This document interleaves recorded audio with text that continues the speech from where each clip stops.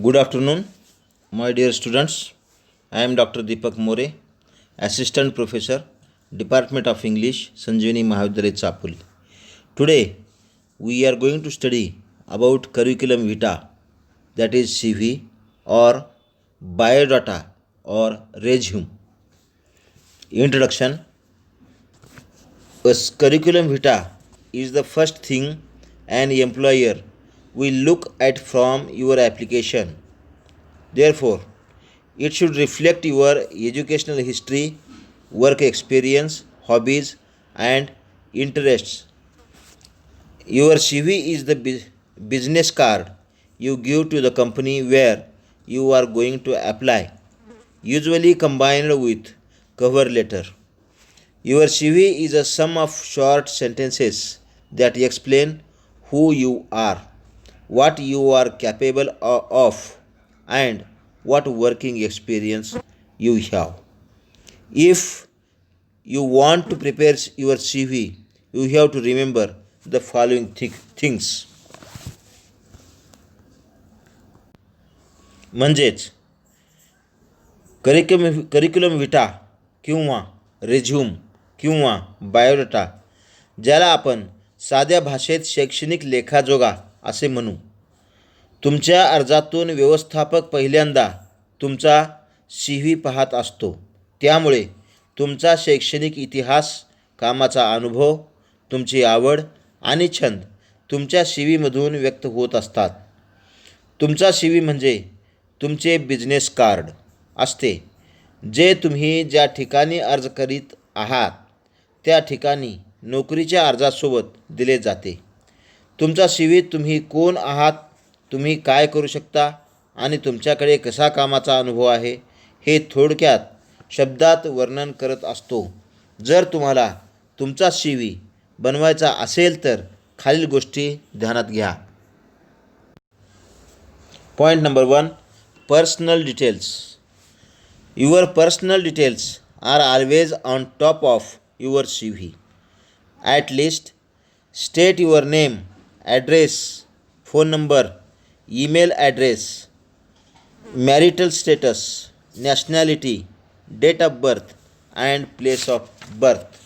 म्हणजेच तुमची वैयक्तिक माहिती ही नेहमीच तुमच्या CVच्या वरच्या बाजूस लिहा. म्हणजेच त्यात तुमचे नाव, तुमचा पत्ता, तुमचा फोन नंबर, तुमचा ईमेल ID, तुमची वैवाहिक स्थिती, त्यानंतर राष्ट्रीयता, जन्मतारीख आणि जन्मठिकाण इत्यादी त्यामध्ये नोंदवलं पाहिजे. Point number 2, qualification. State all your relevant studies and courses that you have taken. Start with the last study you were doing or all still doing and work in a chronological way back. State the name of the educational institution, diplomas or degrees you have obtained. म्हणजेच तुमचा निगडीचा अभ्यास आणि अभ्यासक्रम जो तुम्ही प्राप्त केला आहे ते दर्शवा. तुमचा शैक्षणिक आलेख घटनाक्रमाने उलटा, म्हणजेच सध्या चालू असलेली पदवी किंवा शेवटी प्राप्त केलेल्या पदवीपासून सुरुवात करा. तुम्ही प्राप्त केलेली पदवी ज्या शैक्षणिक संस्थेतून घेतली आहे त्या शैक्षणिक संस्थेचे नाव, पदवीचे नाव इत्यादी त्यामध्ये समाविष्ट करणे आवश्यक आहे. Point number 3, work experience. Work experience includes enumeration of jobs you have had. The same here. Start with the most recent job you have had and work you way back into history.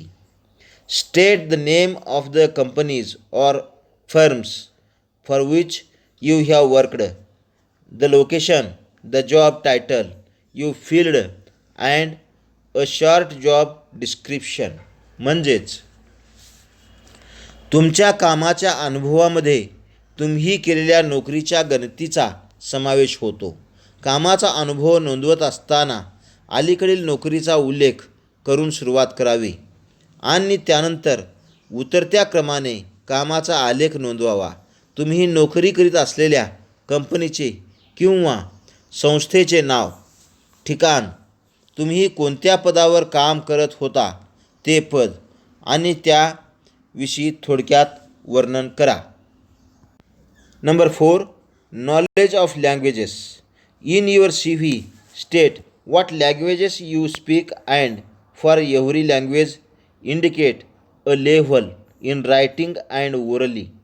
The best layout is as follows: fluent, good, moderate for oral skills and good, moderate for writing skills. म्हणजेच तुमच्या CVमध्ये तुम्ही ज्या भाषेमध्ये संवाद साधू शकता ती भाषा आणि त्याचा स्तर खालीलप्रमाणे लिहा. जसे की असखलित, चांगले, मध्यम, बोलीभाषा कौशल्यासाठी आणि चांगले, मध्यम लेखी भाषा कौशल्यासाठी. Number 5. Computer skills. Indicate what computer programs you control and how well you do it. Think about software packages but specific systems as well. म्हणजेच कॉम्प्युटरचे कोणते प्रोग्राम तुम्ही हाताळू शकता व किती चांगल्या प्रकारे ते हाताळू शकता हे निर्देशित करा. Point number 6. Interest and other activities. Lastly state all issues you think are important but have not shown up in your CV yet. Think about hobbies, interests and other relevant topics that say something about you. Do not forget to state your other activities. If you have done any administrative functions or voluntary work, you state this as well. Of course, use the last part of your CV to make it as personal as possible. म्हणजेच तुमची आवड, छंद आणि इतर निगडीत गोष्टी ज्या तुमच्याबद्दल सांगू शकतील अशा गोष्टी दर्शवा. तुम्ही पार पाडलेल्या सक्रिय गोष्टी जसे की एखादे प्रशासकीय कार्य किंवा स्वयंसेवी कार्य निर्देशित करायला विसरू नका. Do this. Do this means follow following points. Point number 1. Place your contact details on top of your CV. Use a professional email address. Number 3. Use hyperlinks in your text. Number 4. Only include relevant working experience in your CV. Number 5. Be honest. Do not tell lies. Number 6. Prepare a basic curriculum vitae. Number 7. Do not make it too long. Number 8. Make sure it is clearly laid out. Number 9. Put your name in the header of the document. Number 10. Print your CV, that is curriculum vitae, to see if it looks good. And last one, avoid mistakes, avoid grammatical mistakes and even spelling mistakes. Sample of CV. Let us discuss on sample CV. It is a specimen copy for your information. Point number A, basic information. Number 1, name Sarita Mohan Dange. Address Sahyog Nagar, Latur. Date of birth June 15, 1996. Marital status unmarried. Number 5, nationality Indian. Mobile number 9596979899. Then email address sarita96@yahoo.co.in. Then point number B, educational qualifications. Number 1, MBA from Management College, Pune in 2015. Number 2, BBA from Management College, Pune in 2013. HSC from Shivaji College, Latur in 2010. SSC from Nutan Vidyalaya, Latur in 2008. Then point number C, work experience. Sales manager in Maruti Motors, Latur from December 2018 to June 2019.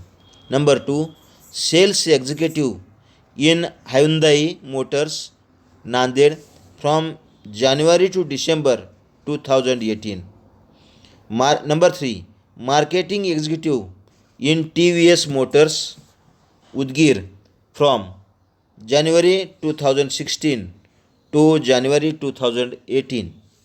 Number 4, apprentice to marketing executive in TVS Motors, Udgir from June 2015 to January 2016. Then point number D, languages noun. Number 1, English. You can mention the above languages its level. English, high proficiency level. Number 2, Hindi, high proficiency level. Marathi, high proficiency level. Telugu, moderate proficiency. Number 5, Kannada, moderate proficiency. Then point number E, computer skills. Number 1, mastery in MS Word. Number 2, mastery Excel, Fox Pro. Number 3, mastery in Java. Number 4, moderate knowledge of computer hardware. And point number last, hobbies and interest. Reading, driving, meeting people. Thank you.